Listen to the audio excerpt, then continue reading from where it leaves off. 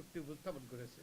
তো আমি তাদের কথা আরো শুনতে পারলে আমি আমি সমৃদ্ধ হইতাম। আমি নিশ্চিত আপনারা সমৃদ্ধ হতেন। তো আমি চিন্তা করতেছিলাম আমি কি বলবো। তারা এত সুন্দর সুন্দর কথা বলছে, এত গুরুত্বপূর্ণ কথা বলেছে। তো আমি ভাবলাম যে এই যে আমার আপা, দিলারা আপা আর আমি বোধহয় সবচেয়ে বড় জ্যেষ্ঠ, তারপরে হলো আমাদের রুবি। রুবিকে আমি চিনি 1971 সাল থেকে। তারপর আমাদের রাজ্জাকি ভাই আছেন আর আপাও আছেন আমাদের বয়োজ্যেষ্ঠ। তবে উনি আমাকে বারবার করে মনে করিয়ে দেন উনি হলেন সবার বয়োজ্যেষ্ঠ, আমার থেকেও বড়। ওকে, বারবার করে মনে করিয়ে দেন। তো আমরা কি বলতে পারি? তো আমি মনে করি যেটা বলতে পারি যে একজন বয়োজ্যেষ্ঠ নাগরিক হিসাবে আমরা ভয়াবহ সংকটের মুখোমুখি। আমরা আন্তর্জাতিকভাবে এখন যা ঘটছে মধ্যপ্রাচ্যে, এটা ভয়াবহ মানে পরিস্থিতির দিকে আমরা অগ্রসর হচ্ছি। এবং এটা কিন্তু আমাদের সৃষ্টি নয়, কিন্তু এটার ভোগান্তি কিন্তু আমাদেরকে সহ্য করতে হবে এবং এটাকে আমাদেরকে মোকাবিলা করতে হবে, এটা থেকে উত্তরণ ঘটাতে হবে। এদেশের মানুষের যদি কল্যাণ নিশ্চিত করতে হয়, তাহলে আমাদেরকে এ ব্যাপারে কার্যকর ব্যবস্থা নিতে হবে। এটা হলো এই এই সমস্যা বাইরে থেকে সৃষ্টি, কিন্তু আমরা নিজেরা কিছু সমস্যার সৃষ্টি করছি যেগুলো অপ্রয়োজনীয়, অহেতুক, এবং যেই সমস্যাগুলো সম্পর্কে বলা হয়েছে। একটা সমস্যা তো যে আমাদের যে জুলাই জাতীয় সনদ এবং তার থেকে যে তার একটা অংশ নিয়ে যে গণভোট হলো, যেটা জনগণ অনুমোদন করেছে এবং যেটা শেষ কথা হওয়ার কথা এবং যেটা অক্ষরে অক্ষরে বাস্তবায়ন করার কথা বলা হয়েছে, যেটা পরিপূর্ণভাবে বাস্তবায়ন করার কথা বলা হয়েছে, সেটা নিয়ে গড়িমসি করা হচ্ছে এবং কতগুলো খোঁড়া যুক্তি দিচ্ছে। যেমন একটা যুক্তি দিচ্ছে এটা সংবিধানে নাই। তো আমরা একটু নিকট অতীত নয় অবশ্য, এখানে যারা আছে তাদের জন্য অনেক অতীত যে আমরা যদি 1990 সালের দিকে তাকাই, যে বিচারপতি শাহাবুদ্দিন সাহেব যে তত্ত্বাবধায়ক সরকারের প্রধান হয়েছিলেন, সেটা কোন সংবিধানে ছিল? এবং তিনি যে আবার ফেরত গেলেন, ওটাই বা কোন সংবিধানে ছিল? এটার জন্য কি কোনো ঐক্যমত্য ছিল? হ্যাঁ, ঐক্যমত্য ছিল কয়েকটা দলের মধ্যে। তখন কিন্তু এই যে জাতীয় পার্টির এই ঐক্যমত্যের মধ্যে ছিল না। জাতীয় পার্টি তখন কিন্তু গুরুত্বপূর্ণ দল ছিল। এই কয়েকটা দলের মধ্যে 3 জোটের রূপরেখা এটা ঐক্যমত্য হয়েছে, তার ভিত্তিতে আনা হয়েছে। এবং ওই 3 জোটের রূপরেখা কিন্তু আমি যতটুকু জানি এটা স্বাক্ষরিত ছিল না, কিন্তু এটা হয়ে গিয়েছে।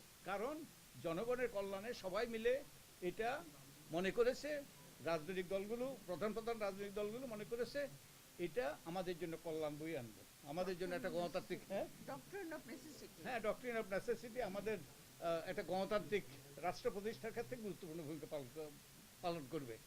তাই এটা জনগণের সম্মতিতে এটা হয়েছে। তো এটা তখন কেন প্রশ্ন তোলা হয়নি? এটা তো সংবিধানে নাই, এখন কেন এই প্রশ্ন? আরেকটা আরেকটা আরেকটা যুক্তি দেওয়া হয় যে নোট অফ ডিসেন্ট। তো নোট অফ ডিসেন্টটা কি? এটা তো মাইনরিটি ভিউ, সংখ্যা লঘিষ্ঠের মতামত।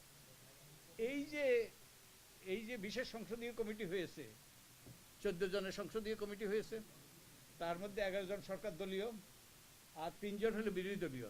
তো সিদ্ধান্তটা কিভাবে হয়?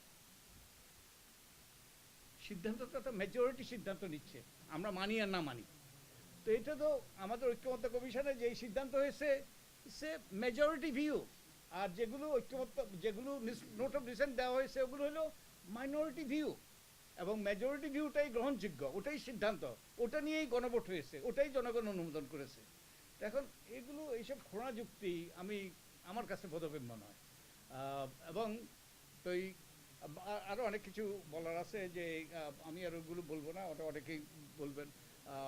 যেই কথা আমি বলতে চাই জোর দিয়ে, আজকে আমরা যে সংকটের মুখোমুখি, একটা হলো বহির্বিশ্বের সৃষ্ট সংকট, যার ভয়াবহ প্রভাব আমাদের উপর পড়ছে এবং পড়বে, এবং যেই সংকটগুলো আমরা সৃষ্টি করছি, যে গণভোটের রায় নকশ করে দেওয়ার কিংবা এটা নিয়ে টালবাহানা করার, এবং যে অধ্যাদেশগুলো যে সরকারের স্বচ্ছতা জবাবদিহিতা নিশ্চিত করবে এবং মানুষের কল্যাণ বয়ে আনবে, সেগুলো বাতিল করার চেষ্টা করছি কিংবা সেগুলো নিয়ে গড়িবসি করছি।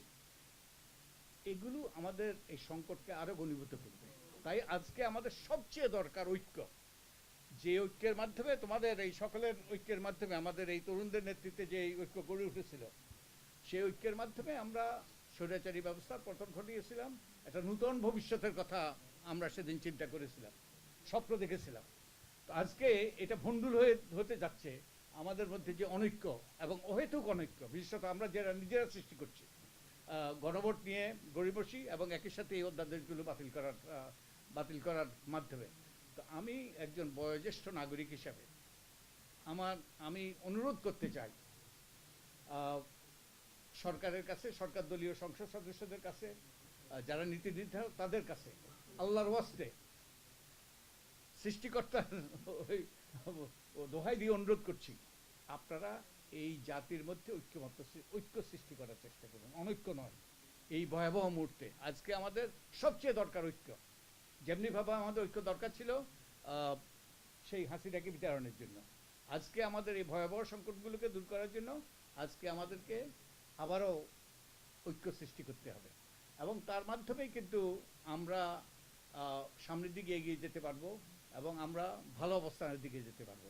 আর তা না হলে কিন্তু আমরা আবারও সেই সংকটের দিকে যাব এবং যার ভয়াবহ পরিণতি শুধু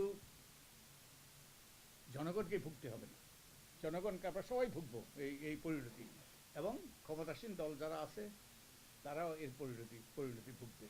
তো আমি আশা করব যে আমরা ইতিহাস থেকে শিক্ষা গ্রহণ করব। এবং আরেকটা কথা আমি বলছিলাম গতকালকেই, দুটো কথা বলছিলাম। একটা হলো যে এটা কি এই 2/3 সংখ্যাগরিষ্ঠতার অভিশাপ কিনা, দি কার্স অফ দ্য 2/3 মেজরিটি।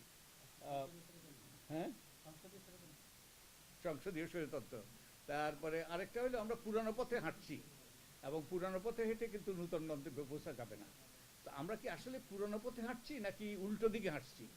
উল্টো দিকে হাঁটলে তো আমরা তার ভয়াবহ পরিণতি আমরা এড়াতে পারবো না। তো যে কথা বলে আমি শেষ করব, আমি এত কিছু সত্ত্বেও আমি আশাবাদী হইতে চাই। কারণ আশাবাদী হওয়ার একটা কারণ হলো যে এখন এই যেই যা করার চেষ্টা করছে বর্তমান সরকার, মানুষ মেনে নিচ্ছে না। মানুষ সোচ্চার প্রতিবাদ করছে, আমাদের তরুণরা প্রতিবাদ করছে, আপনারা প্রতিবাদ করছেন, অন্যরা সবাই প্রতিবাদ করছে। এটা আমাদের কাছে গ্রহণযোগ্য নয়, এবং এই নিয়ে আমরা সোচ্চার ভূমিকা পালন করছি। তো আমাকে আশাবাদী করে। যেমনিভাবে যেই 5ই আগস্টের আগে ওই যে কোনো বাধা তার রোধে নাকো পথ কেবলই সম্মুখে চলে, কোনো বাধা তার রোধে নাকো পথ কেবলই সম্মুখে চলে, এইরকম মানসিকতা, এইরকম দৃষ্টিভঙ্গি দিয়ে আমাদের তরুণরা আমাদেরকে নেতৃত্ব দিয়েছে। আমরা তাদের পাশে ছিলাম, তাদের সাথে ছিলাম। আমরা মঞ্জুল বক্সিতে পৌঁছেছি, সাফল্যে পৌঁছেছি।